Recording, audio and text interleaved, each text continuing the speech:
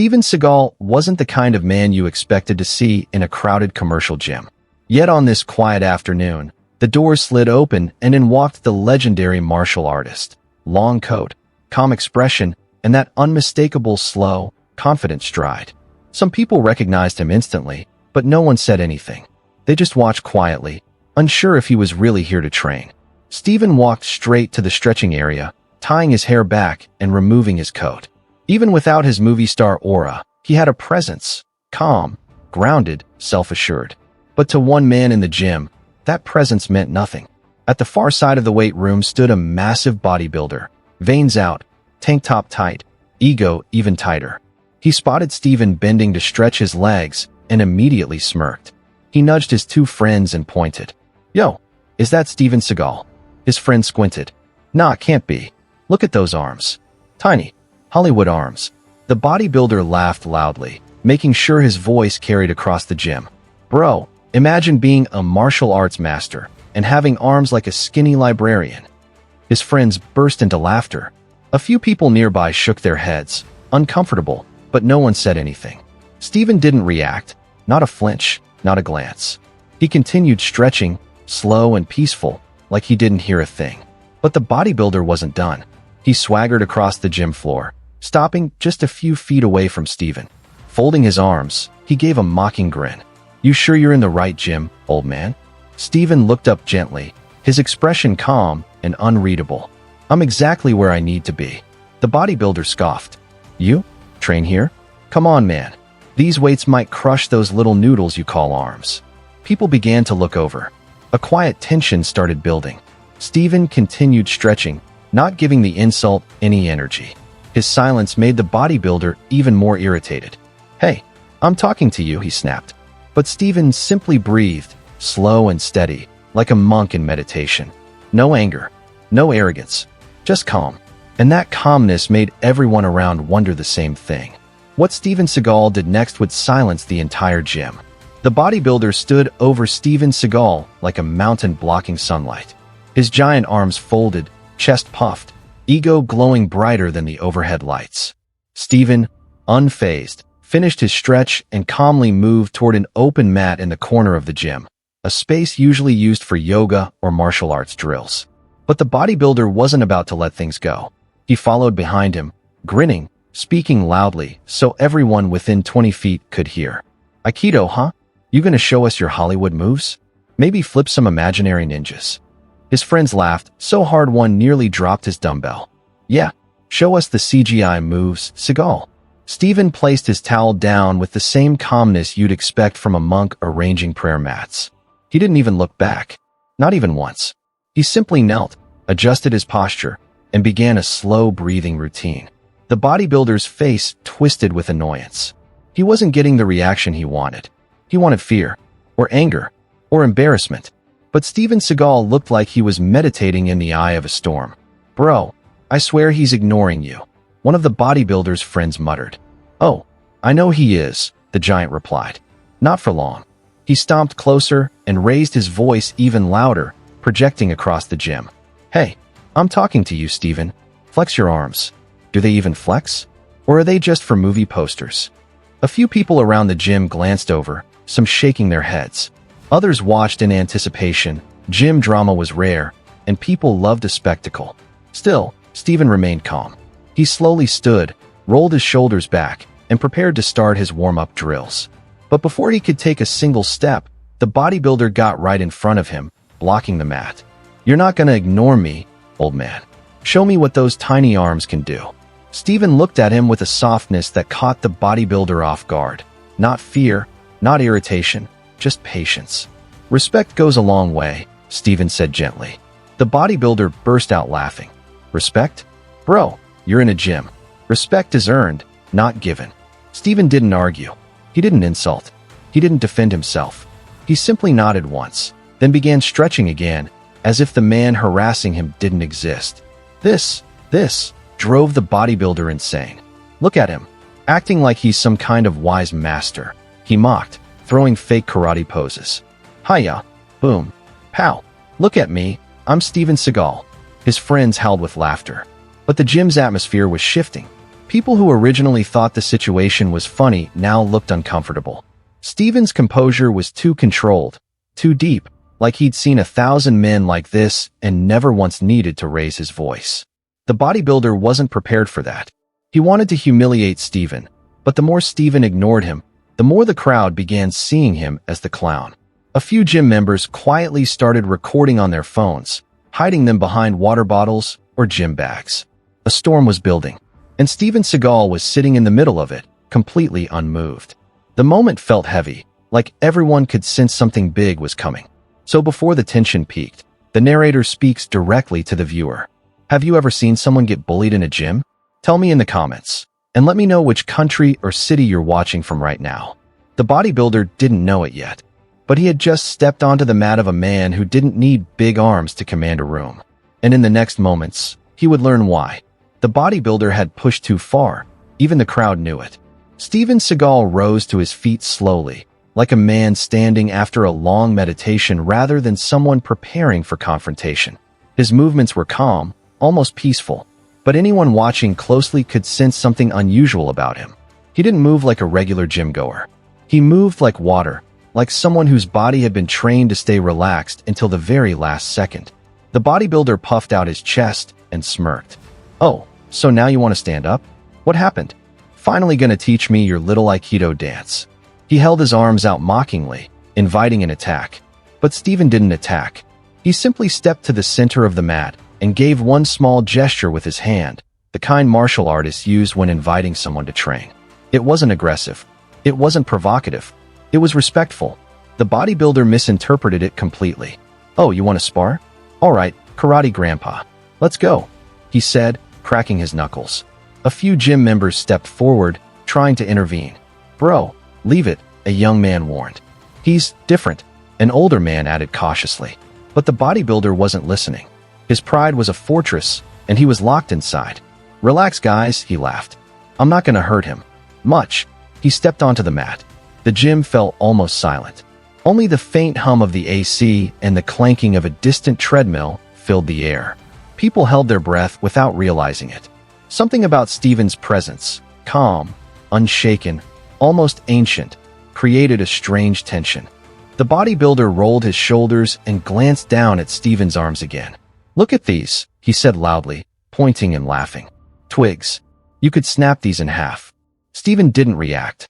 He simply straightened his posture and breathed out softly. Strength is not always in the muscle, he said. Oh yeah? Then show me yours. He rushed forward. It happened in less than a second. Steven took one half step sideways. One arm circled gently like he was brushing away a thread. And suddenly, the bodybuilder was flipped off his own feet. Not pushed, not thrown, not slammed. Redirected, as if his own energy betrayed him.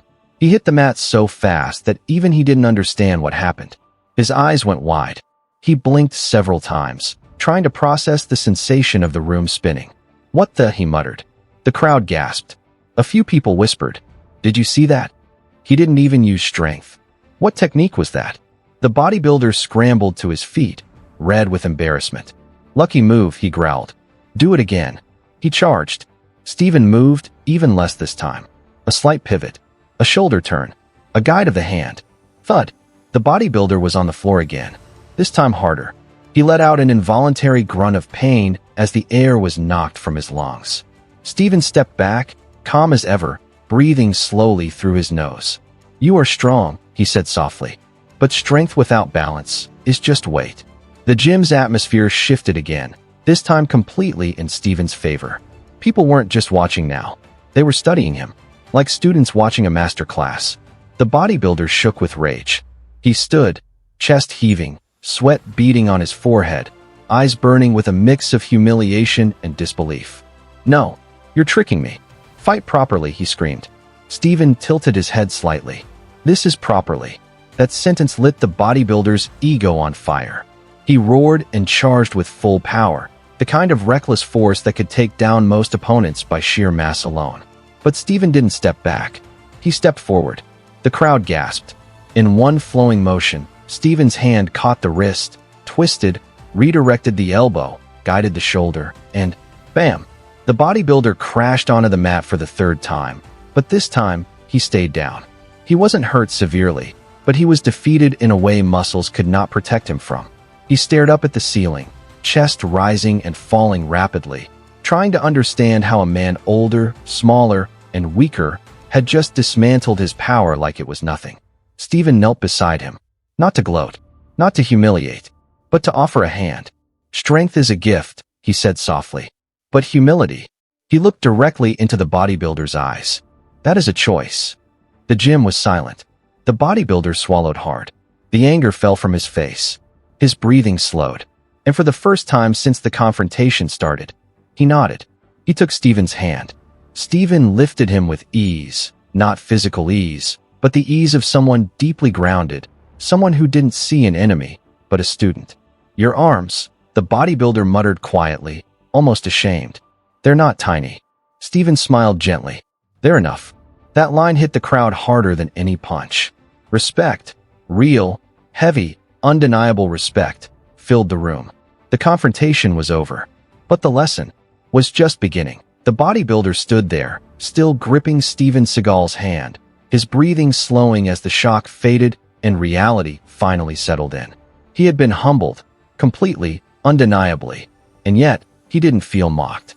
There was no laughter in Steven's eyes, no pride, no ego, just calmness, just presence. The gym members slowly relaxed too. Their earlier fear and tension softened into awe. People exchanged glances, whispering to each other as if they had just witnessed something they'd only seen in movies.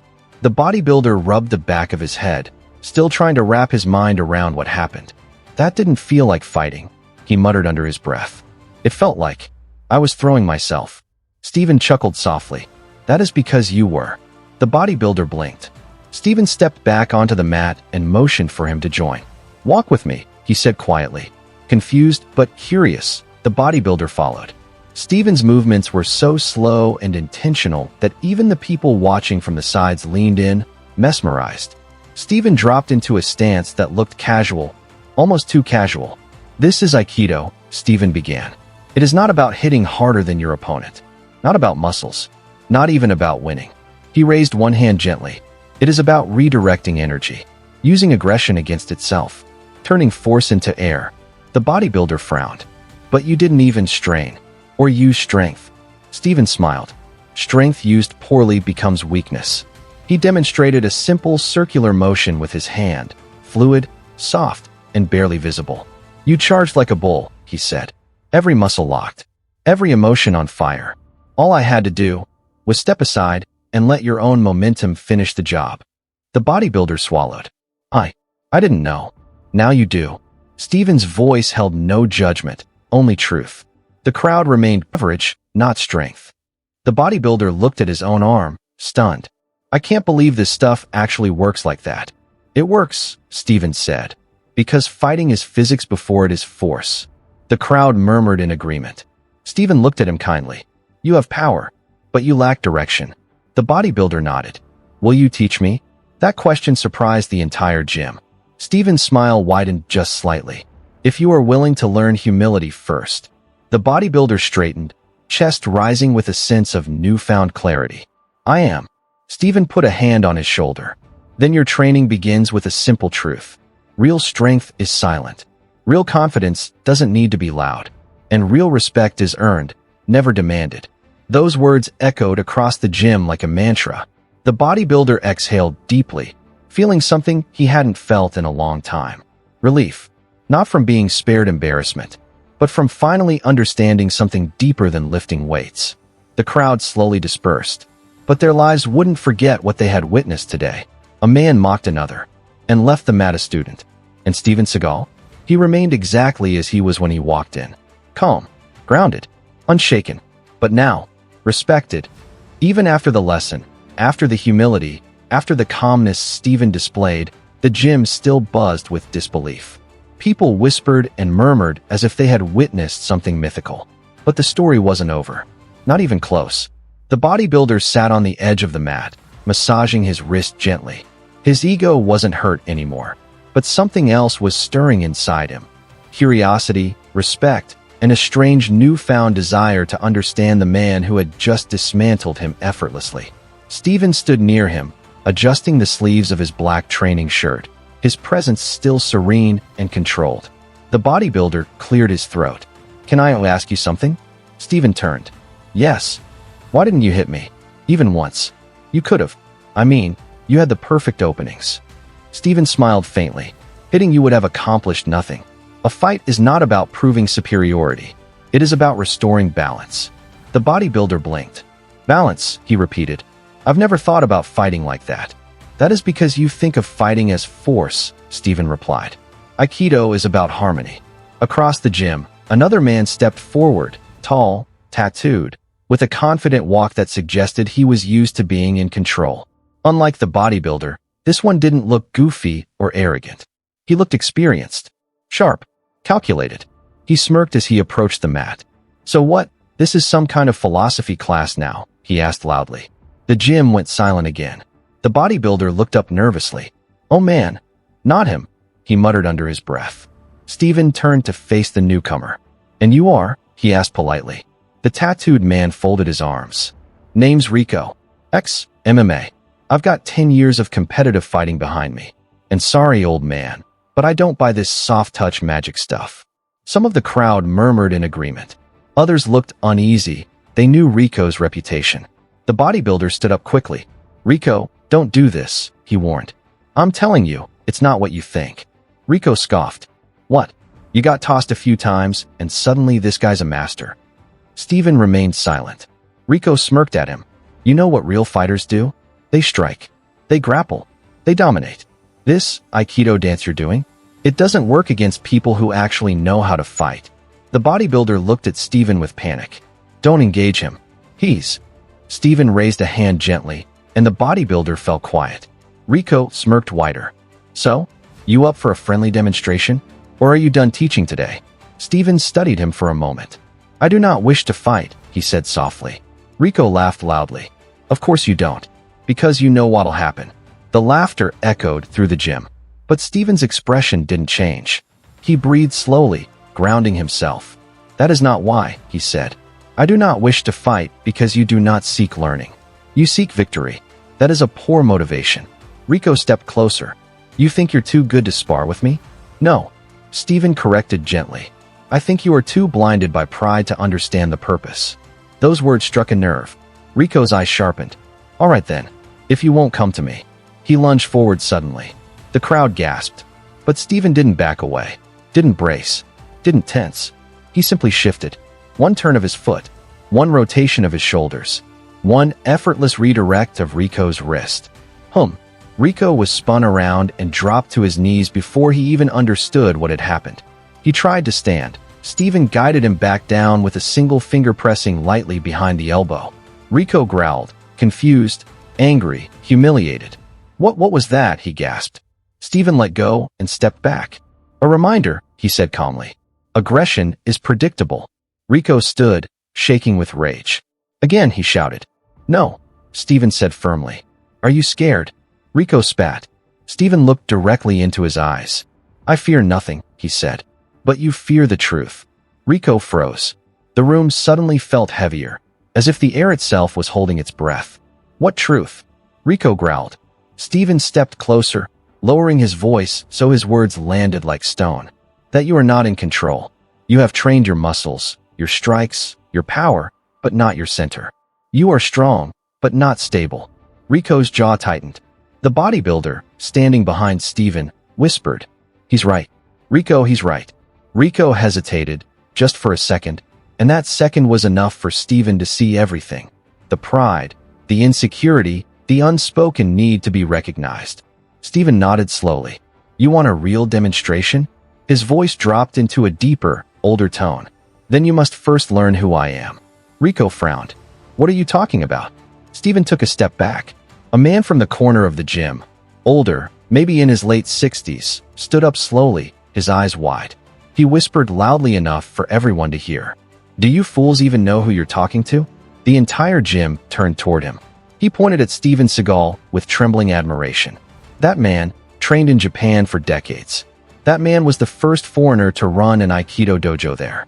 That man. The reveal was coming. People leaned forward. Rico's expression shifted. The bodybuilder's jaw dropped. Every eye locked on the old man as he prepared to speak the words that would flip the entire gym upside down. That man is. The old man's voice echoed through the gym like a thunderclap. Everyone leaned closer. Rico froze mid-breath. The bodybuilder's eyes widened as if he already knew what was coming. The old man pointed at Steven Seagal, his hands trembling with excitement, respect, and disbelief. That man is the Steven Seagal, a 7th Dan black belt, a martial arts master recognized around the world, a man who trained under the greatest Aikido teachers in Japan. A gasp rippled through the gym. Steven closed his eyes briefly, almost embarrassed by the praise. But the damage, or rather, the awakening, was done. People began whispering, their voices trembling. Wait, the Steven Seagal? The actor? No, the martial artist before he was an actor. He trained military units. I heard he taught law enforcement. He lived in Japan for years. He ran a real dojo, not a movie set. Rico's confidence drained like water leaking out of a cracked bottle. He stared at Steven as if seeing him for the first time. No, Rico whispered, shaking his head. No way. He's older now. He doesn't look like he did in the movies. That can't be. But the more he looked, the more undeniable the truth became. The calm eyes, the slow, deliberate movements, the effortless control, the way he redirected attacks like he had been doing it for a lifetime. It all made sense. Suddenly Rico's legs felt weak. You mean, he muttered, voice cracking. I tried to fight a martial arts legend? Steven tilted his head gently, almost sympathetically. You tried to fight yourself, he said softly. Your reflection, your ego. Rico swallowed hard, unable to respond. The bodybuilder stepped beside him. He's right, the bodybuilder whispered. I fought him too. And trust me, that wasn't a movie scene. Rico stood there, breathing heavily, his chest rising and falling like he had just survived a storm. Steven approached him slowly, not with dominance, not with superiority, but with a presence that carried decades of mastery and discipline. You have skill, Steven said quietly. Real skill. I can see it in your stance, your shoulders, the way you move. Rico blinked in surprise. It was the last thing he expected. But skill without stillness, Steven continued, is chaos. Rico's eyes burned, not with anger now, but with shame. He lowered his head. I disrespected you, he said, voice breaking. I mocked what I didn't understand. I thought I knew everything. I thought muscles, wins, beating people were everything. Steven nodded softly. That is because you learned fighting to dominate others. I learned it to master myself. Rico pressed a hand over his face, overwhelmed. I'm sorry, he whispered. Truly, I crossed the line. Steven rested a hand on Rico's shoulder, firm, grounding, forgiving. Then stepped back across it, he said gently. Rico looked up, confused. Steven gestured around the gym. Everyone in this room, including you, carries power, strength, will. But true martial arts begin the moment you understand that the greatest opponent, he pointed to Rico's chest, is in here. Rico swallowed hard. For a brief moment, silence wrapped around him like a blanket. Not suffocating, but comforting.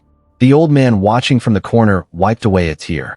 I knew it, he whispered to himself. Even after all these years, the spirit is still there.